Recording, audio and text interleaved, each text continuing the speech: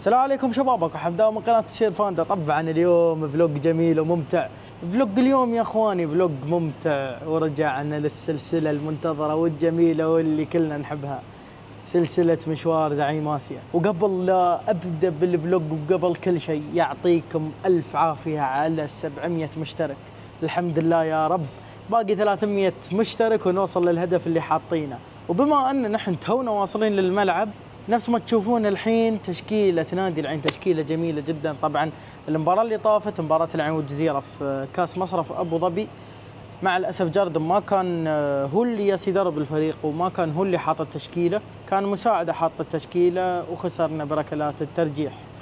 ولكن اليوم هي عودة جاردن، وإن شاء الله العين راح يفوز على المتصدر وراح يكمل دربه في بطولة الدوري إن شاء الله. ما طول عليكم، نتجه ونسأل الجماهير عن رأيهم وشو توقعاتهم لمباراة اليوم. ومع أول مشجعين الأمة ويعطيكم الصحة والعافية، كم تتوقعون إن شاء الله نتيجة مباراة اليوم؟ والله توقعاتي 2-1 للعين. والله إن شاء الله 3-1 العين. منو اللاعب الأبرز اللي راح تشوفونه من فريق العين ومن فريق الشارجة اليوم؟ سفيان أكيد. ومن الشارجة؟ يمكن كايو. والله من العين لوب إن شاء الله، ومن الشارجة كايو. إن شاء الله 3-1. والله لا نقول 5. ما تحسها صعبة على الشارجة ومتصدر الدوري؟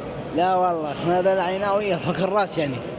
ووصلنا عند جماهير الشارجة، يعطيك الصحة والعافية. وكم تتوقع نتيجة مباراة اليوم؟ الله يعافيك، وإن شاء الله نتوقع 2-0 إن شاء الله الملك. تحس الصدارة بتضيع عليكم ولا بتمون محافظين على الصدارة؟ بنحافظ عليها إن شاء الله. منو أبرز لاعب تشوفه من العين ومن الشارجة اليوم؟ والله من العين رحيمي أكيد، من الشارجة لوان بيريرا وكايو.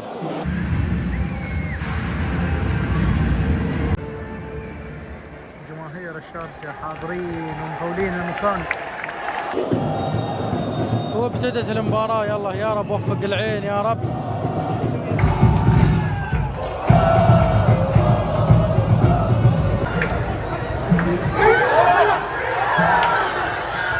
بعد الهجمة الخطيرة من لاعب جمهور العيناوي يشتعل من أول وجديد.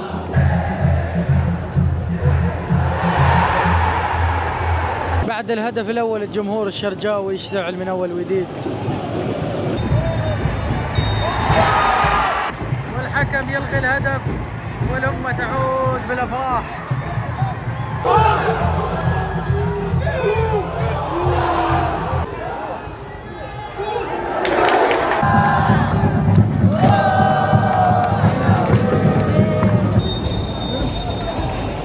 وانتهى الشوط الأول بالتعادل السلبي 0-0،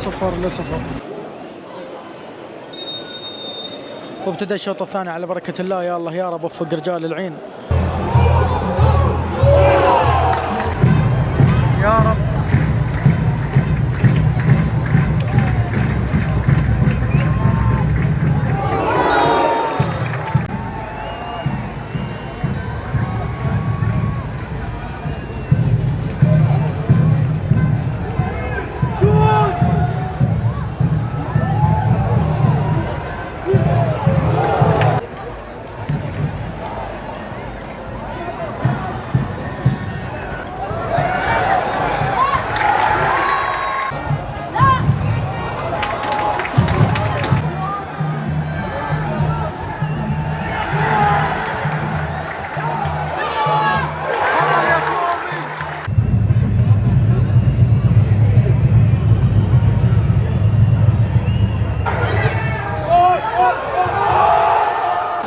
والله العظيم اللي يصير مستحيل. والله العين قاعد يضيع فرص بطريقة يا أخي ما تدخل العقل، والله ما تدخل العقل.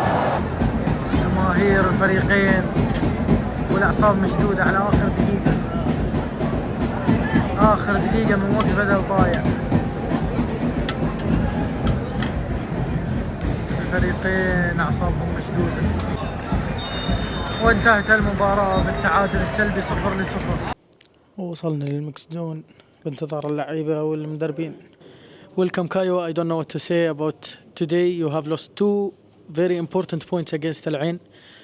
What were like the causes that made you lose these 2 big points against Al Ain? It's a strong game always when we play against Al Ain, a tough team. But we work hard to get a 3 point. Unfortunately, we cannot. Now we have to focus in the next game to try to do our best. But I think in the first moment was penalty on me. But yeah, we are here to play, not to judge or to do something. And yeah, we have to continue and try to do our best next game. Does this like draw will affect Sharjah's in the league table, or no, they will stay at top? No, for sure, no. We know what we have to do. We know everything in our head, and we have to focus in the next game. Like I said before, we take each game like a final. We have to continue like this. About you, Kayo, when you play against Al Ain as your former club, what do you feel? For me, it's same when I play another team.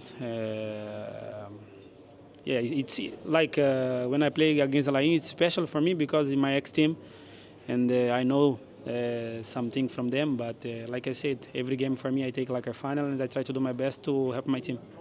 Last question, Kayo. What was your like best moment in this stadium? I think everyone know when we play Club World Cup. To be honest with you, all my years here, the 3 years when I play here, I feel very happy. The supporter, they support me a lot. I feel warm from them, and yeah, I just want to say thank you. And now I'm in another team. I should do my best for them. Cardoso, first of all, I don't know how to say congratulations or hard luck by losing these 2 important points. How or what like was the performance today? Like Al Ain was having more position, but they didn't complete and score goals.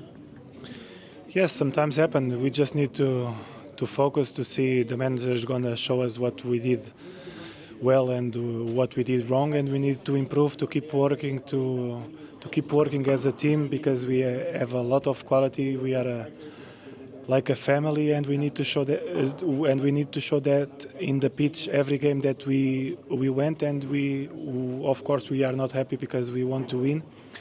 But now is focus on the next game and improve the things that we not did so good today, and keep working.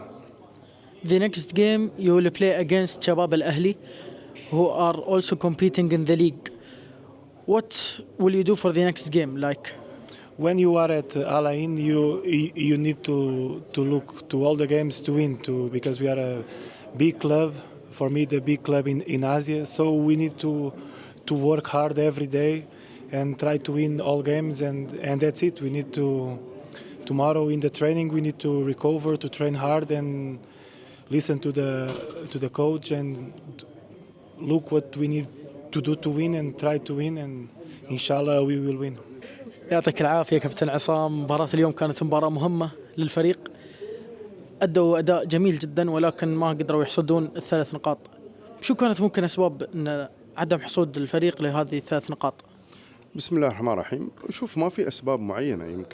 يمكن الأداء ما كان نوعا ما مرضي الشوط الأول، لكن أتصور الشوط الثاني الفريق كان مرضي نوعا ما. إضاعة الفرص شيء طبيعي في كرة القدم. يمكن مباريات مثل هذه جزئيات بسيطة اللي يفرق فيها. يمكن كرة لابا، كرة كاكو، هي فرص في النهاية وتفرق معاها. أتصور أن فريق بقيمة فريق شارقة متصدر الدوري، أفضل فريق حاليا موجود في الدوري، عناصر متكاملة، هذه كلها ظروف حطتنا أن نحن كنا لازم نكسب المباراة. يمكن تعادل خسارة بالنسبة للفريقين، بالنسبة للعين وأيضا بالنسبة للشارجة اللي ضيع الفوز. لكن المباراة على ملعب العين، وكان العين محتاجة أتصور الفوز. لكن إن شاء الله مباراة شباب الأهلي يعوضوننا إن شاء الله الشباب. إن شاء الله. في أكثر من لاعب دخلوا فترة ال6 شهور، منهم محمد عباس وبارك. هل سيتم تجديد عقدهم ولا هذه راح تناقشونها مع المدرب؟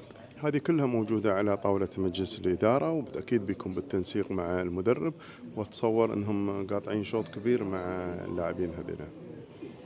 هل المدرب يعني كان يبغي مثلا أسامي هو اختارها معاكم أنتم كمجلس الإدارة، ولا للحين ما في شيء واضح؟ هناك مراكز إن طلبها المدرب إلى الآن في جلسة مع المدرب مجلس إدارة. هناك المراكز يطلبها المدرب وإن شاء الله تتوفر له. I don't know first what to say, Eric. Congratulations on the 1 point against the first in the league table, or hard luck because you played well as Al Ain team in the second half also, more than the first half.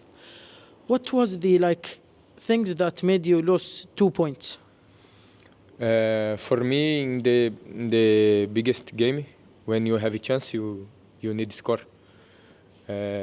We take 2-3 chance clear, one in first half and the 2-3 in second half, and we lost the opportunity.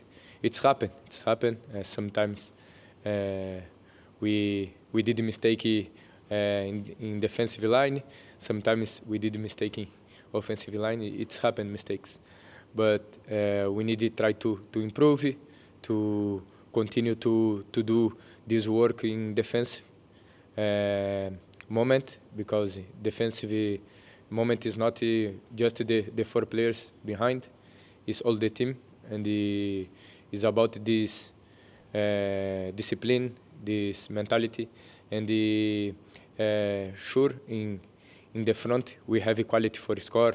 Sure, Sofiane, Laba, Kaku, Awadala have quality for score in the next games when come next opportunities.